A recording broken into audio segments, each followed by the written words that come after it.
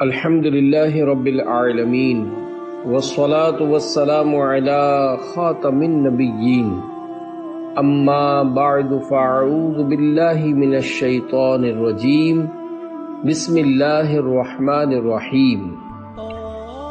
امام ابو حنیفہ کا حسن سلوک، یہ مضمون کتاب غیبت کی تباہ کاریاں صفحہ 300 تا 317 سے لیا گیا ہے۔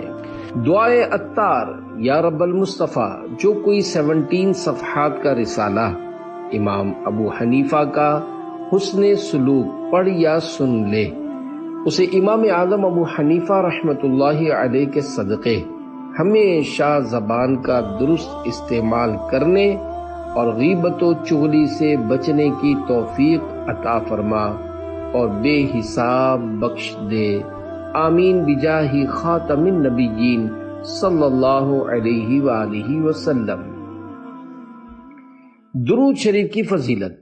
فرمان آخری نبی صلی اللہ علیہ وآلہ وسلم، جس نے مجھ پر 100 مرتبہ درود پاک پڑھا، اللہ پاک اس کی دونوں آنکھوں کے درمیان لکھ دیتا ہے کہ یہ نفاق اور جہنم کی آگ سے آزاد ہے، اور اسے بروز قیامت شہداء کے ساتھ رکھے گا۔ صلو علی الحبیب صلی اللہ علی محمد۔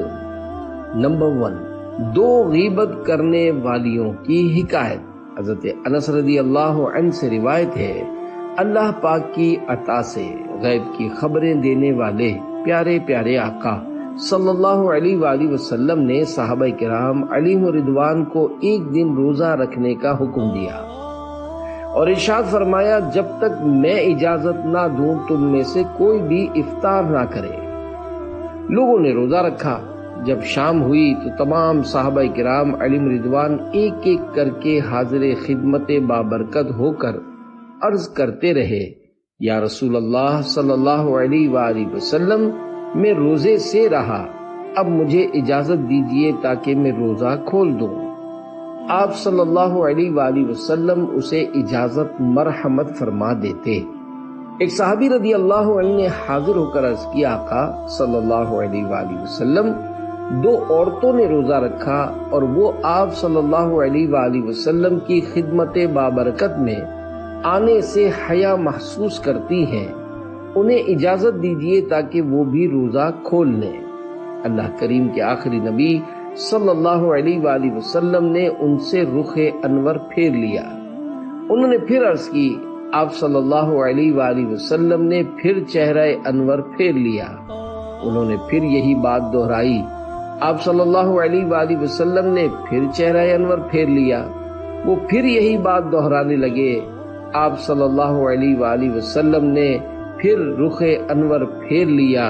پھر غیب دان رسول صلی اللہ علیہ وآلہ وسلم نے غیب کی خبر دیتے ہوئے ارشاد فرمایا، ان دونوں نے روزہ نہیں رکھا، وہ کیسی روزہ دار ہیں، وہ تو سارا دن لوگوں کا گوشت کھاتی رہیں۔ جاؤ ان دونوں کو حکم دو کہ اگر وہ روزہ دار ہیں تو قے کر دیں۔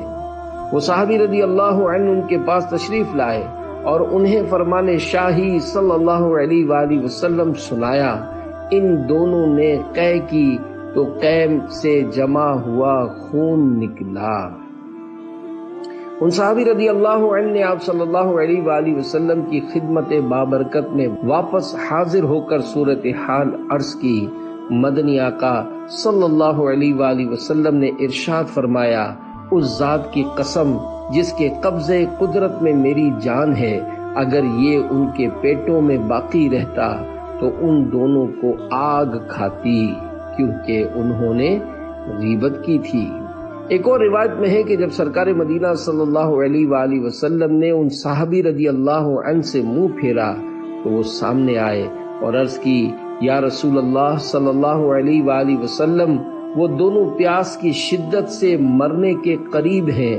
سرکار مدینہ صلی اللہ علیہ وآلہ وسلم نے حکم فرمایا، ان دونوں کو میرے پاس لاؤ۔ وہ دونوں حاضر ہوئیں۔ سرکار عالی وقار صلی اللہ علیہ وآلہ وسلم نے ایک پیالہ منگوایا اور ان میں سے ایک کو حکم فرمایا، اس میں قے کرو اس نے خون، پیپ اور گوشت کی قے کی حتیٰ کہ آدھا پیالہ بھر گیا۔ پھر آپ صلی اللہ علیہ وآلہ وسلم نے دوسری کو حکم دیا کہ تم بھی اس میں قے کرو۔ اس نے بھی اسی طرح کی قے کی یہاں تک کہ پیالہ بھر گیا۔ اللہ کے پیارے رسول سیدہ آمنہ کے گلشن کے مہکتے پھول صلی اللہ علیہ وآلہ وسلم نے ارشاد فرمایا، ان دونوں نے اللہ پاک کی حلال کردہ چیزوں یعنی کھانے پینے وغیرہ سے تو روزہ رکھا، مگر جن چیزوں کو اللہ پاک نے علاوہ روزے کے بھی حرام رکھا ہے ان حرام چیزوں سے روزہ افطار کر ڈالا۔ ہوا یوں کہ ایک لڑکی دوسری لڑکی کے پاس بیٹھ گئی اور دونوں مل کر لوگوں کا گوشت کھانے یعنی غیبت کرنے لگیں۔ علم غیب مصطفیٰ صلی اللہ علیہ وآلہ وسلم۔ اے عاشقان رسول، اس حکایت سے روز روشن کی طرح واضح ہوا کہ اللہ پاک کی عطا سے ہمارے پیارے پیارے آقا مکی مدنی مصطفیٰ صلی اللہ علیہ وآلہ وسلم کو علم غیب حاصل ہے، اور آپ صلی اللہ علیہ وآلہ وسلم کو اپنے غلاموں کے تمام معاملات معلوم ہو جاتے ہیں۔ جبھی تو ان لڑکیوں کے بارے میں مسجد شریف میں بیٹھے بیٹھے غیب کی خبر ارشاد فرما دی۔ اس حکایت سے یہ بھی پتہ چلا کہ غیبت اور دوسرے گناہوں کا ارتکاب کرنے سے براہ راست اس کا اثر روزے پر بھی پڑ سکتا ہے، جس کی وجہ سے روزے کی تکلیف ناقابل برداشت ہو سکتی ہے۔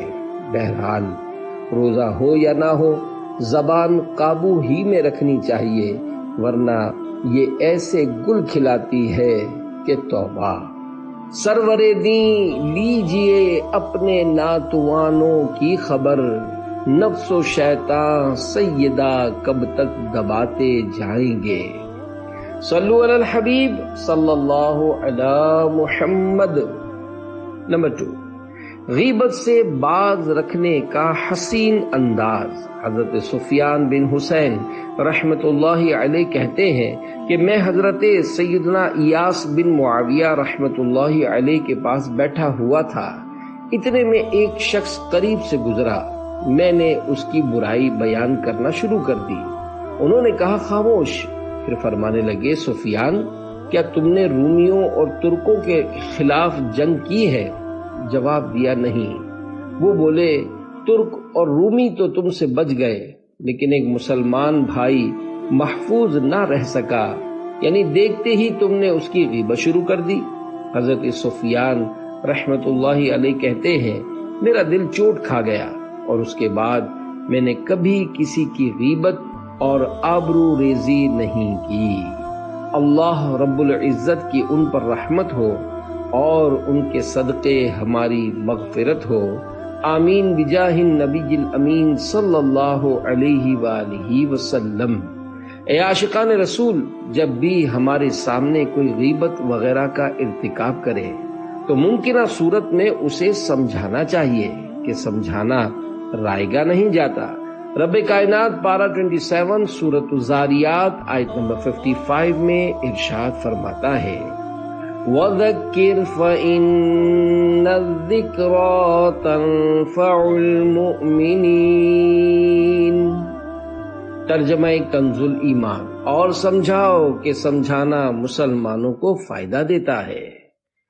عمل کا ہو جذبہ عطا یا الہی، گناہوں سے مجھ کو بچا یا الہی۔ صلو علی الحبیب صلی اللہ علی محمد۔ نمبر 3، روئی والے نے خیانت کی۔ ایک نیک شخص نے اپنی رفیقہ حیات یعنی بیوی کے لیے روئی خریدی۔ جب گھر پہنچا تو وہ کہنے لگی کہ روئی بیچنے والوں نے آپ کے ساتھ خیانت یعنی ٹھگ بازی کی ہے۔ اس شخص نے عورت کو فوراً طلاق دے دی۔ اس آدمی سے جب اس کا سبب پوچھا گیا تو کہا میں ایک غیرت مند انسان ہوں، مجھے خدشہ لاحق ہوا کہ بروز قیامت اگر روئی بیچنے والے اس غیبت و تہمت کی وجہ سے اس سے اپنا حق کے طلبگار ہوئے تو کہیں اہل محشر یہ نہ کہیں کہ دیکھو فلاں کی بیوی سے روئی بیچنے والے اپنا حق مانگ رہے ہیں، اس لیے میں نے اسے طلاق دے دی۔ تاجروں کی غیبت کی 17 مثالیں۔ اے عاشقان رسول، کسی قوم یا محکمے کی غیبت کرنا، مثلا کہنا پولیس والے رشوت خور ہوتے ہیں، یہ گناہوں بری غیبت نہیں، کیونکہ محکمہ پولیس یا قوم یا گروپ کے اندر اچھے برے دونوں طرح کے لوگ ہوتے ہیں۔ البتہ کسی قوم یا محکمہ پولیس کے ہر فرد کی برائی مقصود ہو تو ضرور غیبت ہے۔ مذکورہ حکایت میں کسی مخصوص روئی والے کا نہیں، مطلقاً روئی والوں کا ذکر ہے، اس لحاظ سے تو یہ غیبت نہ ہوئی، مگر ہو سکتا ہے کہ اس گاؤں میں روئی کی 2 یا 3 ہی دکانیں ہوں، اور اس عورت نے جو غیبت بھری گفتگو کی، اس کے سیاق و سباق سے اس نیک آدمی نے یہی مراد سمجھی ہو کہ وہ ہمارے یہاں کے ہر روئی والے کو خائن و ٹھگ کہہ رہی ہے، لہذا خوف قیامت کے سبب فوراً طلاق دے دی ہو۔ واللہ اعلم ورسولہ اعلم صلی اللہ علیہ وآلہ وسلم۔ بہرحال اس حکایت سے وہ لوگ عبرت حاصل کریں جو بلا کسی مصلحت شرعی بات پر تاجروں کی غیبت و تہمت کے متعلق بلا تکلف اس طرح کے جملے کہتے رہتے ہیں۔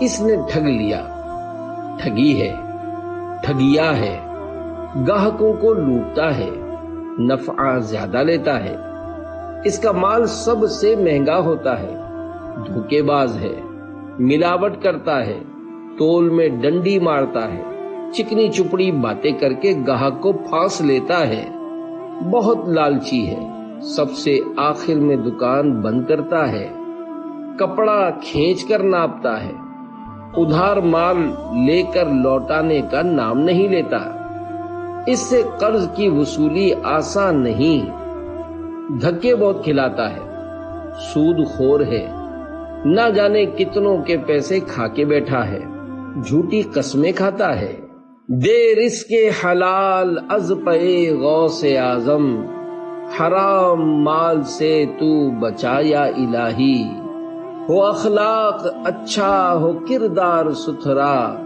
مجھے متقی تو بنا یا الہی، صلو علی الحبیب صلی اللہ علی محمد۔ ملازمین کی غیبتوں کی 18 مثالیں۔ ملازمین کے بارے میں بلا مصلحت شرعی بولے جانے والے گناہوں بھرے کلمات و فقرات کی مثالیں۔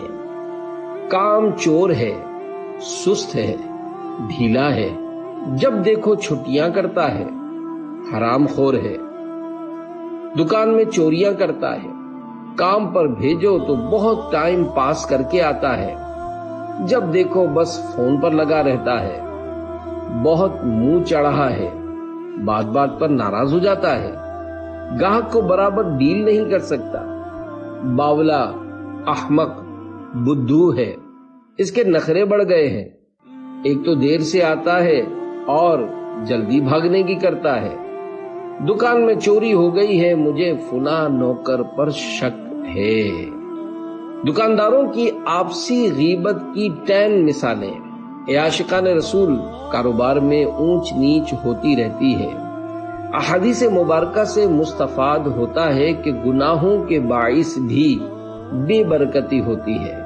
مسلمان کو چاہیے کہ اگر کبھی بے برکتی ہو یا بکری میں کمی آئے تو اپنے اعمال کا محاسبہ کرے، مگر بعض لوگ ایسے موقع پر شیطان کے بہکاوے میں آ کر بدگمانیوں، غیبتوں اور تہمتوں پر اتر آتے ہیں اور کچھ یوں کہتے سنائی دیتے ہیں، لگتا ہے فلاں میرے کاروبار کی ترقی دیکھ نہیں سکتا، میرے گاہک توڑتا ہے، جان بوجھ کر دام کم بتا کر میرے گاہک خراب کر دیتا ہے، خود ملاوٹ والا مال بیچتا ہے مگر میرے گاہک کو بدظن کرنے کے لیے میری چیزوں کو ملاوٹ والی کہتا ہے، بدماشی کر کے میری دکان کے آگے پتھارا لگوا دیا ہے، یہ چاہتا ہے کہ بس کسی طرح میں یہ دکان چھوڑ دوں، اس نے ایسی نظر لگا دی ہے کہ گاہک قریب نہیں پھٹکتا، وہ سامنے والا دکاندار جب دیکھو ہاتھ میں تسبیح لے کر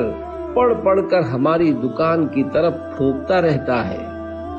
اس دن تو باقاعدہ مصلی بچھا کر نمازیں پڑھے جا رہا تھا، اور 2-1 بار تو ہماری دکان کی طرف دیکھا بھی تھا۔ ہو نہ ہو اسی نے جادو کے زور سے کاروبار کی بندش کر دی ہے۔ اے عاشقان رسول، یہ بات گرے میں باندھ لیجئے کہ ذکر و اذکار، نمازوں اور پاک کلاموں کے ذریعے جادو ہو ہی نہیں سکتا۔ لہذا کسی مسلمان کے بارے میں بدگمانیوں، غیبتوں، تہمتوں کے گناہوں میں مت پڑیے، اپنی نظر اللہ پاک پر رکھیے۔ حقوق العباد آہ ہوگا میرا کیا، کرم مجھ پہ کر دے کرم یا الہی۔ بڑی کوششیں کی گناہ چھوڑنے کی، رہے آہ ناکام ہم یا الہی۔ صلو علی الحبیب صلی اللہ علی محمد۔ نمبر 4، گن پوائنٹ پر موبائل چھیننے والا نوجوان۔ غیبت کرنے سننے کی عادت نکالنے، نمازوں اور سنتوں کی عادت ڈالنے کے لیے دعوت اسلامی کے مشک بار ماحول سے ہر دم وابستہ رہیے۔ سنتیں سیکھنے سکھانے کے لیے مدنی قافلوں میں عاشقان رسول کے ساتھ سنتوں بھرا سفر کیجیے، اور کامیاب زندگی گزارنے اور آخرت سنوارنے کے لیے نیک کام کے مطابق عمل کر کے روزانہ جائزے کے ذریعے رسالہ پر کر کے ہر ماہ کی پہلی تاریخ اپنے ذمہ دار کو جمع کروانے کا معمول بنا لیجئے۔ سنتیں سیکھنے سکھانے کے لیے مدنی قافلوں میں خوب سفر کیجیے۔ آپ کی ترغیب کے لیے مدنی بہار گوش گزار کی جاتی ہے۔ ضرورتاً جملوں کی نوک پلک سنواری گئی ہے۔ چنانچہ لیاری کراچی کے ایک اسلامی بھائی دعوت اسلامی کے دینی ماحول سے وابستہ ہونے سے پہلے شرابی تھے، بے نمازی تھے، چوریاں کیا کرتے اور گن پوائنٹ پر موبائل چھینا کرتے تھے۔ مزید بھی کئی بری عادتوں میں مبتلا تھے۔ انہوں نے اپنی زندگی کے 4 سال انہی کاموں میں گزار دیے۔ پھر انہیں ایک اسلامی بھائی نے مدنی قافلے میں سفر کی ترغیب دلائی، اور وہ 1 ماہ کے مدنی قافلے کے مسافر بن گئے۔ مدنی قافلے میں انہیں بہت راحت ملی۔ انہوں نے گناہوں سے پکی توبہ کر لی۔ پھر اللہ پاک کے کرم سے ان کو فیضان مدینہ کراچی میں تربیتی کورس کرنے کی بھی سعادت ملی۔ اللہ کرم ایسا کرے تجھ پہ جہاں میں، اے دعوت اسلامی تیری دھوم مچی ہو۔ صلو علی الحبیب صلی اللہ علی محمد۔ نیکی کی دعوت عام کرنے کا جذبہ۔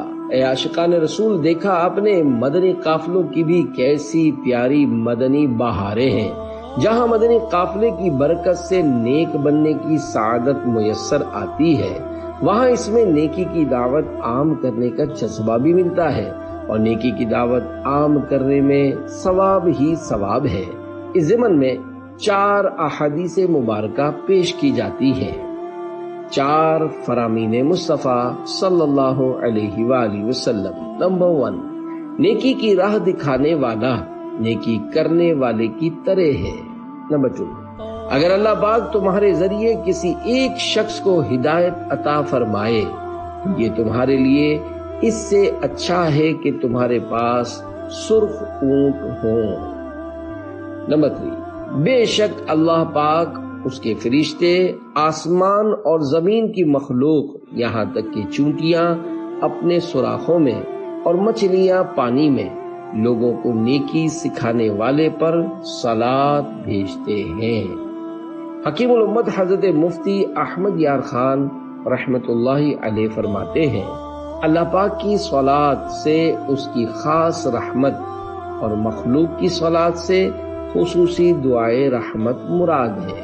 بہترین صدقہ یہ ہے کہ مسلمان آدمی علم حاصل کرے، پھر اپنے مسلمان بھائی کو سکھائے۔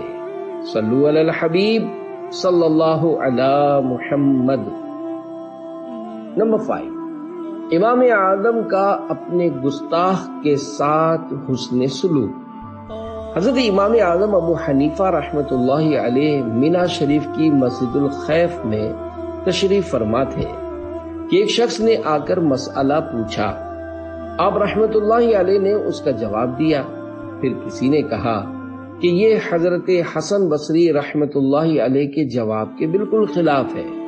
ارشاد فرمایا، اس مسئلے میں حسن بصری رحمۃ اللہ علیہ نے اجتہادی خطا کی۔ پھر ایک اور شخص آیا، اس نے اپنا چہرہ چھپایا ہوا تھا۔ اس نے آپ رحمۃ اللہ علیہ کو گالی نکالی اور کہا، تم حسن بصری رحمۃ اللہ علیہ کو خطا کار کہتے ہو؟ مگر آپ رحمۃ اللہ علیہ کی قوت برداشت کا یہ عالم کہ آپ رحمۃ اللہ علیہ کے چہرے پر کوئی غصہ نظر نہ آیا۔ حاضرین طیش میں آ کر اس گستاخ کو مارنے کے لیے اٹھے۔ امام اعظم رحمۃ اللہ علیہ نے لوگوں کو ٹھنڈا کیا اور اس شخص سے فرمایا، حسن بصری رحمۃ اللہ علیہ سے اجتہادی غلطی ہوئی اور حضرت ابن مسعود رضی اللہ عنہ نے اس باب میں جو روایت کی وہ صحیح ہے۔ اللہ رب العزت کی ان پر رحمت ہو اور ان کے صدقے ہماری مغفرت ہو، آمین بجاہ النبی الامین صلی اللہ علیہ وآلہ وسلم۔ غصے پر قابو کے بھی کیا خوب فضائل ہیں۔ اے عاشقان اولیاء، دیکھا آپ نے کروڑوں حنفیوں کے عظیم پیشوا حضرت امام اعظم امام ابو حنیفہ رحمۃ اللہ علیہ کا صبر و تحمل۔ حالانکہ آپ رحمۃ اللہ علیہ چاہتے تو لوگ مار مار کر اس کا بھرکس نکال دیتے، مگر آپ رحمۃ اللہ علیہ نے ایسا نہ ہونے دیا۔ جب کوئی اپنی بے عزتی کرے تو عموماً غصہ آ جاتا ہے، مگر ایسے موقع پر غصے کو روک کر اس کے فضائل کا حقدار بننا چاہیے۔ عاشقان رسول کی مدنی تحریک دعوت اسلامی کے مکتبۃ المدینہ کی کتاب بہار شریعت حصہ 16 صفحہ 188 تا 189 پر ہے۔ نبی کریم صلی اللہ علیہ وآلہ وسلم کا فرمان عظیم ہے، جو شخص اپنی زبان کو محفوظ رکھے گا اللہ پاک اس کی پردہ پوشی فرمائے گا، اور جو اپنے غصے کو روکے گا قیامت کے دن اللہ پاک اپنا عذاب اس سے روک دے گا، اور جو اللہ پاک سے عذر کرے گا اللہ پاک اس کے عذر کو قبول فرمائے گا۔ کیا امام اعظم نے حسن بصری کی غیبت کی؟ مذکورہ حکایت میں امام اعظم ابو حنیفہ رحمۃ اللہ علیہ نے حسن بصری رحمۃ اللہ علیہ کی یہ کہہ کر غیبت کی کہ انہوں نے اجتہادی خطا کی، مگر یہ جائز غیبت تھی، کیونکہ ایک مفتی شرعی مسئلے پر خطا کرے تو دوسرا مفتی اس کا رد کر سکتا ہے۔ چنانچہ بہار شریعت حصہ 16 صفحہ 178 تا 179 پر ہے۔ حدیث کے راویوں اور مقدمے یعنی کیس کے گواہوں اور مصنفین پر جرح کرنا اور ان کے عیوب بیان کرنا جائز ہے۔ اگر راویوں کی خرابیاں بیان نہ کی جائیں تو حدیث صحیح اور غیر صحیح میں امتیاز نہ ہو سکے گا۔ اسی طرح مصنفین کے حالات نہ بیان کیے جائیں تو کتب معتمدہ و غیر معتمدہ یعنی قابل اعتماد و ناقابل اعتماد کتابوں میں فرق نہ رہے گا۔ گواہوں پر جرح نہ کی جائے تو حقوق مسلمین کی نگہداشت یعنی دیکھ بھال نہ ہو سکے گی۔ حسد کی بیماری بڑھ چلی ہے، لڑائی آپس میں ٹھن گئی ہے۔ شاہ مسلمان ہو منظم، امام اعظم ابو حنیفہ، فضول گوئی کی نکلے عادت، ہو دور بیجا ہنسی کی خصلت، درود پڑھتا رہوں میں ہر دم، امام اعظم ابو حنیفہ۔ صلو علی الحبیب صلی اللہ علی محمد، توبوا الی اللہ، استغفر اللہ، صلو علی الحبیب صلی اللہ علی محمد۔ نمبر 6، امام اعظم رحمت اللہ علیہ نے کبھی دشمن کی بھی غیبت نہیں کی۔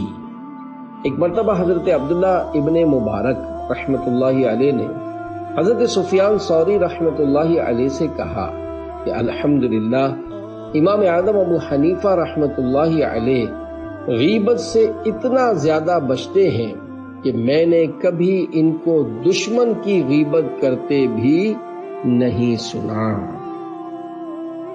آدھے اہل زمین سے بھی امام اعظم کی عقل زیادہ۔ پیارے پیارے اسلامی بھائیوں، حضرت امام اعظم رحمت اللہ علیہ کی عقل مندی کے کیا کہنے ہیں۔ یقیناً عقل مند وہی ہے جو اپنے آپ کو اللہ پاک و رسول صلی اللہ علیہ وآلہ وسلم کی اطاعت میں لگائے رکھے، ورنہ تو وہ بے وقوف ہی کیا، بے وقوفوں کا بھی سردار ہے، جو مسلمانوں کی غیبتوں میں پڑھ کر اپنی نیکیاں برباد کر کے جہنم کا حقدار بنتا رہے۔ عاشقان رسول کی مدنی تحریک دعوت اسلامی کے مکتبۃ المدینہ کی کتاب حکایتیں اور نصیحتیں 649 صفحہ 332 پر ہے۔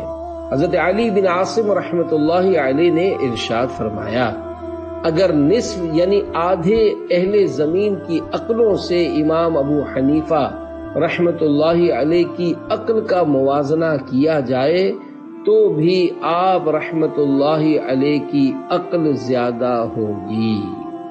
غیبتیں مت کیجئے پچھتائیں گے، گھٹ اندھیری قبر میں جب جائیں گے، سانپ بچھو دیکھ کر چلائیں گے، بے بسی ہوگی نہ کچھ کر پائیں گے۔ صلو علی الحبیب صلی اللہ علی محمد۔ نمبر 7، قبر والے غیبت نہیں کیا کرتے۔ عاشقان رسول کی مدنی تحریک دعوت اسلامی کے مکتبۃ المدینہ کی کتاب حکایتیں اور نصیحتیں 649 صفحہ 477 پر ہے۔ حضرت سری سقطی رحمت اللہ علیہ فرماتے ہیں، ایک بار مجھے قبرستان جانا ہوا، وہاں میں نے حضرت بہلول دانا رحمت اللہ علیہ کو دیکھا کہ ایک قبر کے قریب بیٹھے مٹی میں لوٹ پوٹ ہو رہے ہیں۔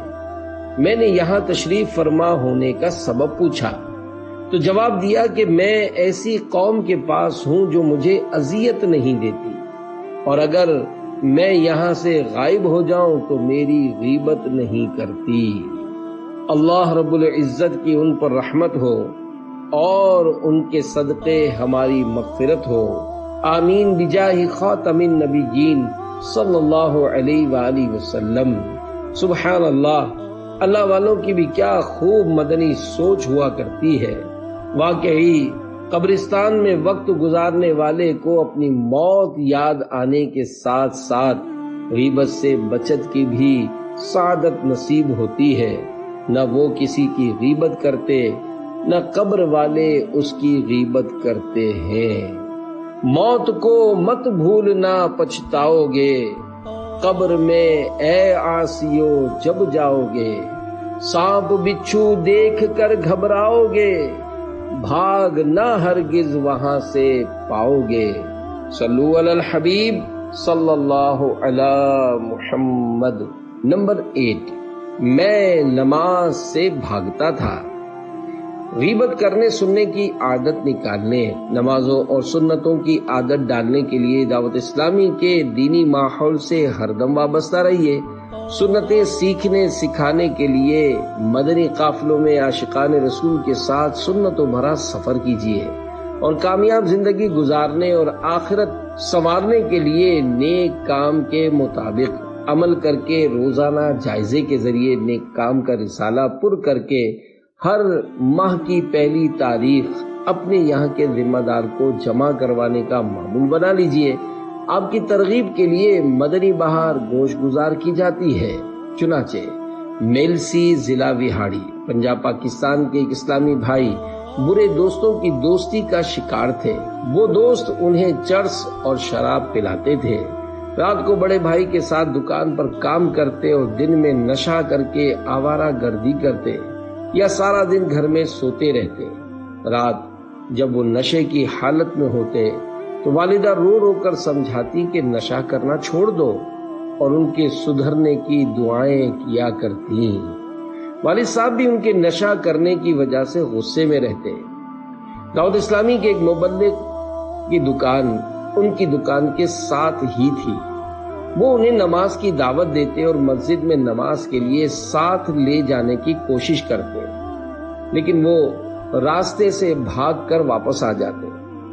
ایک مرتبہ اسی مبلغ دعوت اسلامی نے انہیں 3 دن کے مدنی قافلے میں سفر کا ذہن دیا۔ وہ تیار ہو گئے۔ مبلغ نے انہیں ویگن میں بٹھا کر فیضان مدینہ ملتان شریف روانہ کر دیا۔ وہاں انہوں نے دعوت اسلامی کے ہفتہ وار سنتوں بھرے اجتماع میں شرکت کی تو دل پر اچھا اثر ہوا۔ وہیں سے 3 دن کے مدنی قافلے میں سفر کیا، داڑھی سجانے کی نیت کی، سر پر امامہ شریف باندھ لیا اور آئندہ کے لیے سچے دل سے برے کاموں سے توبہ کر لی۔ جب وہ مدنی قافلے سے گھر واپس لوٹے تو گھر والے بہت خوش ہوئے۔ توبہ سے پہلے انہوں نے موبائل میں گانے اور فلمیں ریکارڈ کروا رکھی تھیں۔ وہ تمام خرافات ختم یعنی ڈیلیٹ کروا کر نعتیں ریکارڈ کروا لی۔ برے دوستوں کی دوستی بھی چھوڑ دی۔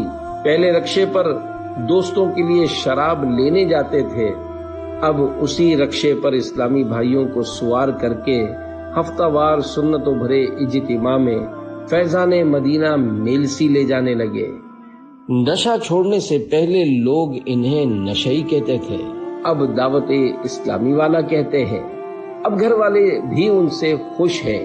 الحمدللہ دعوت اسلامی کے دینی ماحول میں آ کر انہیں گناہوں سے بچنے کی سعادت ملی۔ ہر مہینے 3 دن مدنی قافلے میں سفر کرنے والے بنے۔ 1 سال میں ناظرہ قرآن کریم بھی پڑھ لیا اور ایک ذیلی حلقے کی مشاورت کا نگران بننے کی سعادت بھی نصیب ہوئی۔ دیکھا آپ نے مدنی قافلے کی برکت، رب العزت کی عبادت سے دور رہنے والے کی زندگی میں نیکیوں کی بہار آ گئی۔ پہلے وہ نمازوں سے بھاگا کرتے تھے، اب نمازوں کی دعوت دینے والے بن گئے ہیں۔ ہر مسلمان کو نماز پڑھنی چاہیے۔ انشاءاللہ نماز کی برکت سے برائیاں بھی چھوٹ جائیں گی۔ چنانچہ اللہ کریم پارہ 21 سورۃ العنکبوت آیت نمبر 45 میں ارشاد فرماتا ہے، ان الصلاة تنہی عن الفحشاء والمنکر، بے شک نماز منع کرتی ہے بے حیائی اور بری بات سے۔ اتباع نبوی میں خشک ٹہنی ہلائی۔ نماز کی فضیلت کے کیا کہنے، چنانچہ عاشقان رسول کی مدنی تحریک دعوت اسلامی کے مکتبۃ المدینہ کی کتاب جنت میں لے جانے والے اعمال 743 صفحات صفحہ 76 پر ہے۔ حضرت ابو عثمان رضی اللہ عنہ فرماتے ہیں کہ میں حضرت سلمان فارسی رضی اللہ عنہ کے ساتھ ایک درخت کے نیچے کھڑا تھا کہ آپ رضی اللہ عنہ نے اس درخت کی ایک خشک ٹہنی کو پکڑا اور اسے ہلایا یہاں تک کہ اس کے پتے جھڑ گئے۔ پھر فرمایا، اے ابو عثمان، کیا تم مجھ سے نہیں پوچھو گے کہ میں نے ایسا کیوں کیا؟ میں نے پوچھا کہ آپ نے ایسا کیوں کیا؟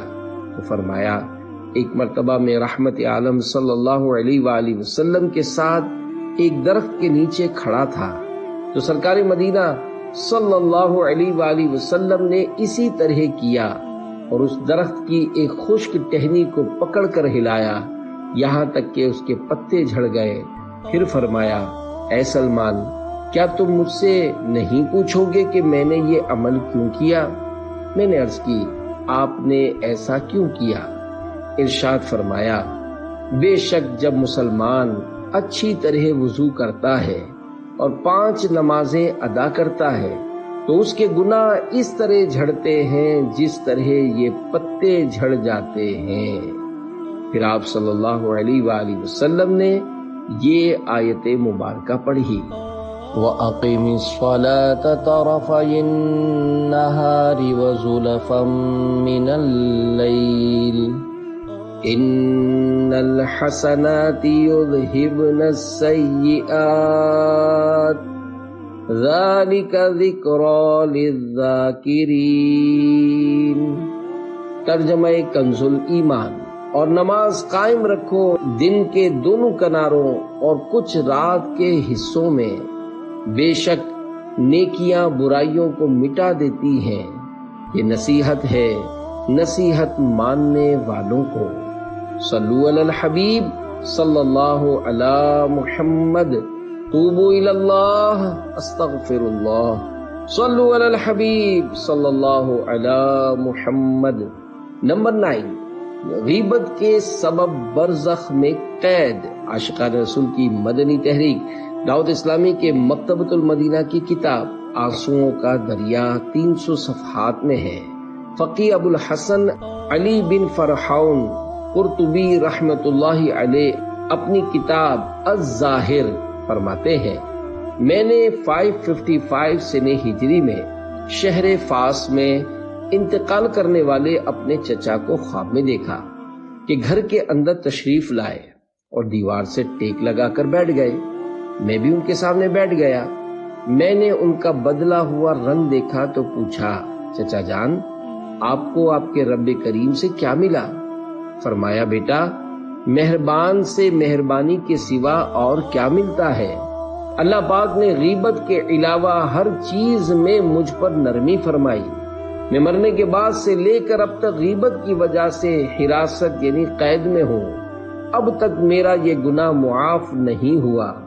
بیٹا میں تمہیں نصیحت کرتا ہوں کہ غیبت و چغلی سے بچتے رہنا، کیونکہ میں نے آخرت میں غیبت سے بڑھ کر کسی اور چیز پر پکڑ نہیں دیکھی۔ یہ کہہ کر وہ مجھ سے رخصت ہو گئے۔ گھپ اندھیرا ہی کیا وحشت کا بسیرا ہوگا، قبر میں کیسے اکیلا میں رہوں گا یا رب، گر کفن پھاڑ کے سانپوں نے جمایا قبضہ، ہائے بربادی کہاں جا کے چھپوں گا یا رب، ڈنک مچھر کا بھی مجھ سے تو سہا جاتا نہیں، کیسے میں پھر قبر میں بچھو کے ڈنک کی آہ سہوں گا یا رب، گر تو ناراض ہوا میری ہلاکت ہوگی، ہائے میں نار جہنم میں جلوں گا یا رب، عفو کر اور صدا کے لیے راضی ہو جا، گر کرم کر دے تو جنت میں رہوں گا یا رب۔ صلو علی الحبیب صلی اللہ علی محمد۔ نمبر 10، ہجڑے کی محبت میں پھنسنے کی وجہ۔ اے عاشقان رسول، دیکھا آپ نے غیبت نے فوتگی کے بعد پھنسا کر رکھ دیا۔ غیبت، چغلی، بدگمانی وغیرہ ایسی نامراد آفات ہیں کہ بسا اوقات انسان کو حین حیات یعنی جیتے جی بھی عبادات سے دور کر کے مزید گناہوں کے تندور میں جھونک دیتی ہیں۔ چنانچہ حضرت شیخ ابو القاسم قشیری رحمت اللہ علیہ نقل کرتے ہیں کہ شیخ ابو جعفر بلخی رحمت اللہ علیہ فرماتے ہیں، ہمارے ہاں بلخ میں ایک نوجوان تھا، یوں تو وہ خوب عبادت و ریاضت کیا کرتا مگر غیبت کی آفت میں مبتلا تھا۔ اکثر کہتا فلاں ایسا ہے فلاں ویسا ہے۔ ایک روز میں نے اسے لوگوں کے کپڑے دھونے والے ہیجڑوں کے پاس سے نکلتا دیکھا۔ میں نے اس سے اس کا سبب پوچھا۔ کہنے لگا، یہ لوگوں کو برا بھلا کہنے یعنی غیبتیں کرنے کی سزا ہے کہ مجھے اس حال میں ڈال دیا گیا ہے۔ افسوس، میں ان میں سے ایک مخنث یعنی ہجڑے کی محبت میں مبتلا ہو گیا ہوں۔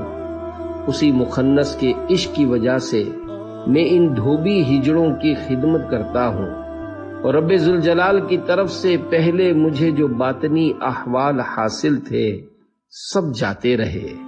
لہذا آپ اللہ پاک سے دعا کیجئے کہ مجھ پر رحم فرمائے، کہیں غیبت تو نہیں لے ڈوبی۔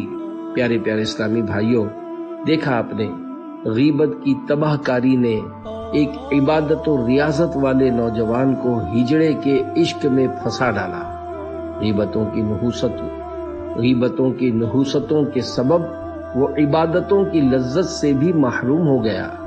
یہاں وہ اسلامی بھائی غور فرمائیں جنہیں پہلے سنتوں بھرے بیانوں، پیارے آقا صلی اللہ علیہ وآلہ وسلم کی نعتوں، ذکر اللہ اور دعاؤں میں بہت دل جمعی حاصل ہوتی تھی، مگر اب ایسا نہیں، بلکہ دل ہر دم گناہوں کی طرف مائل رہتا ہے۔ انہیں کہیں غیبت کی آفت تو نہیں لے ڈوبی؟ سچی توبہ کریں کہ اللہ رب العزت کی رحمت بہت بڑی ہے۔ گناہوں نے میری کمر توڑ ڈالی، میرا حشر میں ہوگا کیا یا الہی؟ یہ دل نیکیوں میں نہیں لگ رہا ہے، عبادت کا دے دے مزہ یا الہی، مجھے بخش دے بے سبب یا الہی، نہ کرنا کبھی بھی غضب یا الہی۔